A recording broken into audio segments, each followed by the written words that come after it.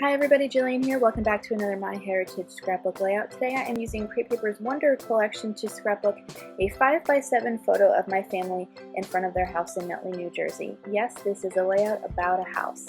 And I'm going to do things a little differently today. I, of course, am going to show you what I'm using like usual, but I'm starting with a finished layout. This is what I had come up with about 4 weeks ago, and I didn't love it. It looks fine, but I really didn't have enough space to tell the story that I wanted to, and that is really one of the two most important things to me to include in these albums, the photos and the stories.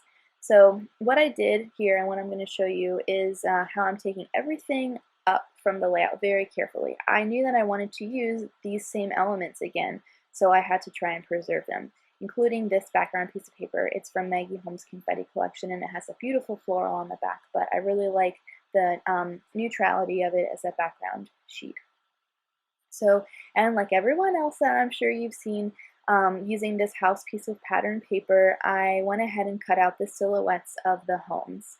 I do end up using that piece of paper in the end, but you don't quite get that effect. Fortunately, I use Elmer's dot runner adhesive, and just by applying some friction to the page, I'm able to take up all of this glue. I don't end up taking up all of it because I know the majority of it is going to be covered by the new elements that I add to the page.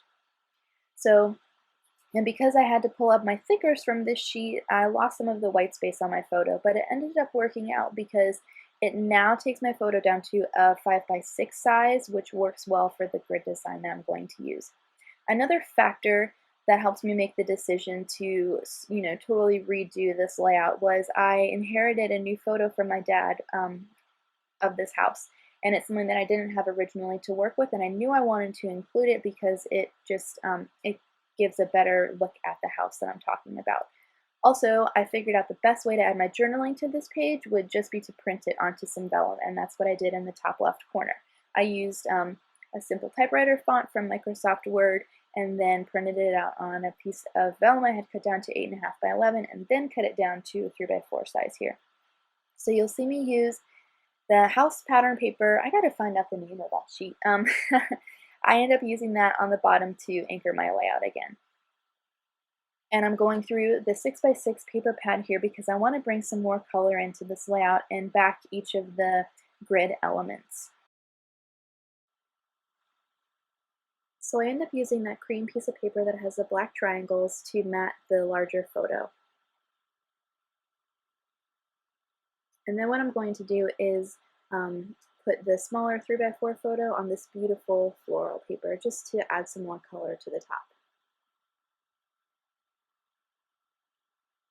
Then I'm going to layer the larger photo over the pattern paper that has all of the houses on it.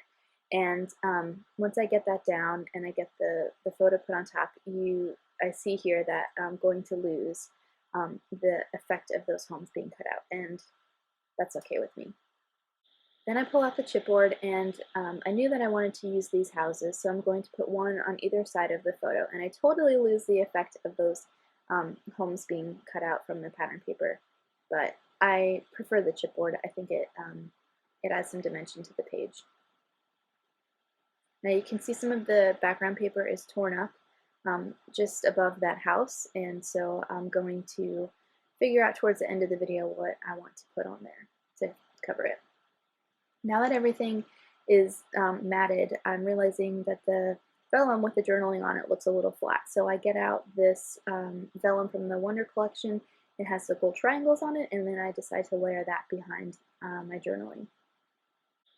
Now I'm going to staple these with my tiny attacher, but to make sure that they don't move, I go ahead and put a little bit of adhesive behind the journaling, and I'm able to just easily take that up with my finger by applying some friction to it, and then I'm going to staple it to the layout. I ended up taking a lot of glue off of this page. Even after I was done filming this and everything was where I wanted it, there was still a lot of glue hanging on there. So next I'm going to get my title down. The title is 410 Center Street. That's the address of the house. I wanted to feature this home on a page because it's where so many family events happened. As I looked through these older photo albums, I saw that all of the Christmas photos were taken here, the Easter photos were taken here, birthdays, you name it. And so even my dad and my aunt, as they looked through these albums, they remembered being in this home. And I knew that I wanted to feature it in the album. So the house is now an MRI center. It caught fire when my family was renting it out, and it was torn down and sold, and so it's not even a house anymore. So that just makes it all the more important for me um, to document it in the album. And so the journaling talks about that. It also talks about my great-great-grandfather, who's on the far right.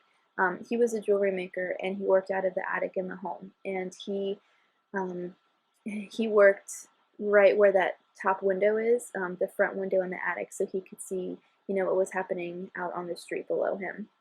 And then, so he and my great-great-grandmother lived there, and that's a photo of them and their 3 daughters and their husbands and their kids, and it's just a great family photo. So the bottom half of the journaling, it then goes into detail of who is pictured in the photo, because I love putting names to faces.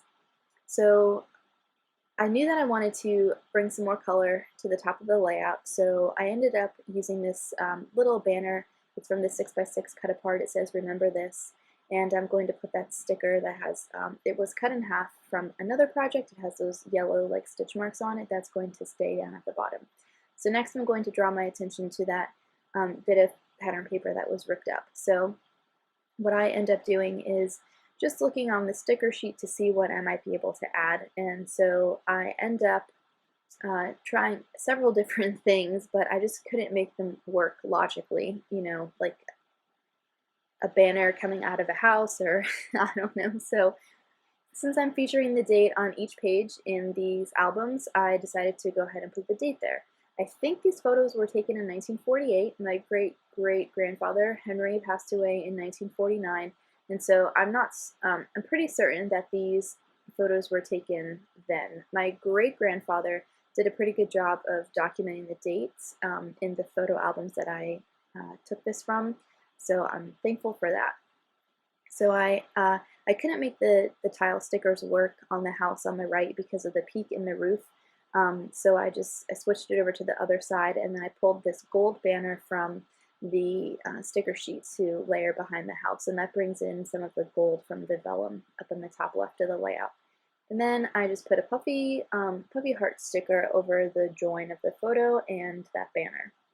And then I added that yellow Hello Puffy sticker up at the top just to add some more color. And that's it. Here's a finished look at my page and some close-ups. I hope this inspires you and maybe gives you some ideas for including a not-so-conventional photo or subject or story in your layout. Thanks for watching, and I'll see you again soon.